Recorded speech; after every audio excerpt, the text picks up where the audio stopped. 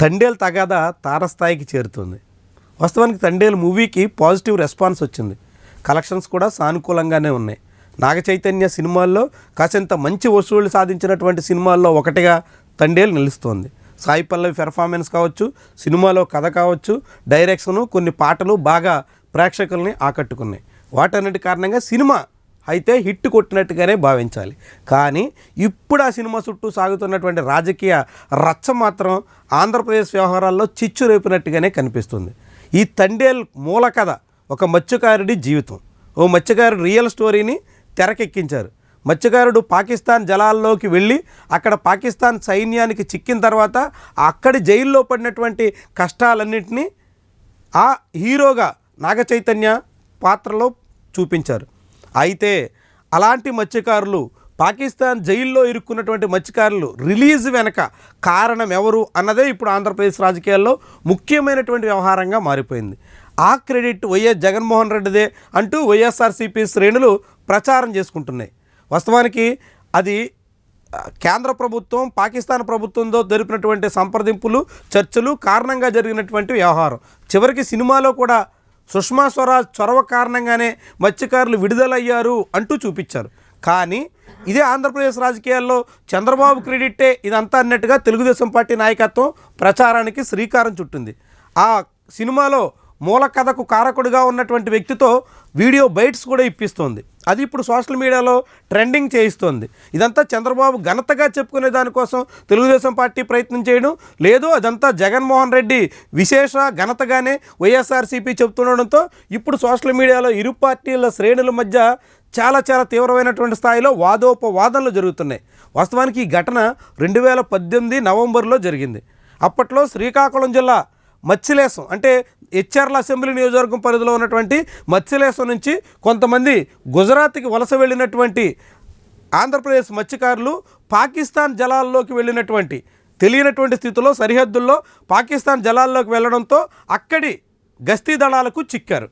వాళ్ళని పాకిస్తాన్ జైళ్లలో నిర్బంధించారు. అదే రీతిలో పాకిస్తాన్ సంబంధించినటువంటి కొంతమంది మత్స్యకారుల్ని భారతదేశ జైళ్లలో కూడా నిర్బంధించినటువంటి అనుభవం ఉంది.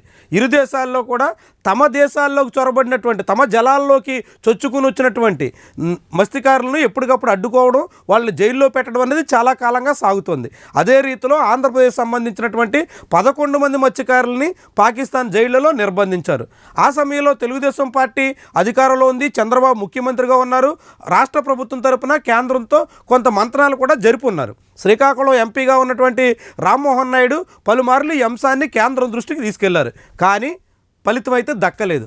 ఆ తర్వాత జగన్మోహన్ రెడ్డి ప్రభుత్వం వచ్చిన తర్వాత చేసినటువంటి సంప్రదింపులు, చర్చలు, రాష్ట్ర ప్రభుత్వం తీసుకొచ్చినటువంటి ఒత్తిడి, వీటన్నిటికీ కేంద్ర ప్రభుత్వం కదలడం, పాకిస్తాన్ ప్రభుత్వాన్ని ఒప్పించడం, పాకిస్తాన్ జైలు నుంచి దాదాపు ఏడాదిన్నర తర్వాత వాళ్ళందరినీ బయటికి తీసుకురావడం జరిగింది.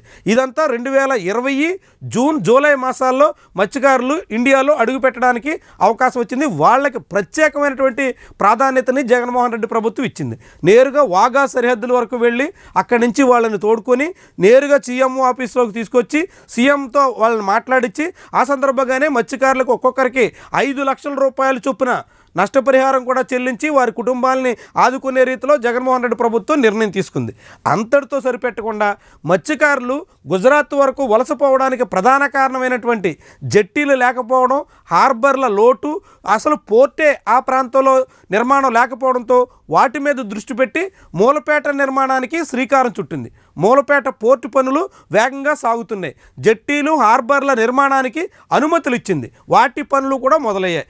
తద్వారా మత్స్యకారులు ఎక్కడికో వలసపోవాల్సినటువంటి అవసరం రాకుండా స్థానికంగానే వేటాడుకునే దానికోసం ఒక శాశ్వత పరిష్కారం ఏర్పాటు చేసేందుకు జగన్మోహన్ రెడ్డి ప్రభుత్వం కొంత చొరవ చూపింది.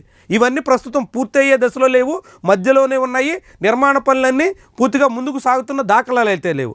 అయితే ఈ నేపథ్యంలోనే వచ్చినటువంటి తండేల్ సినిమా కథ విషయంలో మాత్రం ఇరు పార్టీలు ఒకరి మీద ఒకరు బురద జల్లుకోవడం, ఒకరిదే అంటే ఒకరినే ఘనత చెప్పుకోవడానికి ప్రయత్నం చేయడం మాత్రం ఆసక్తికరంగా కనిపిస్తుంది.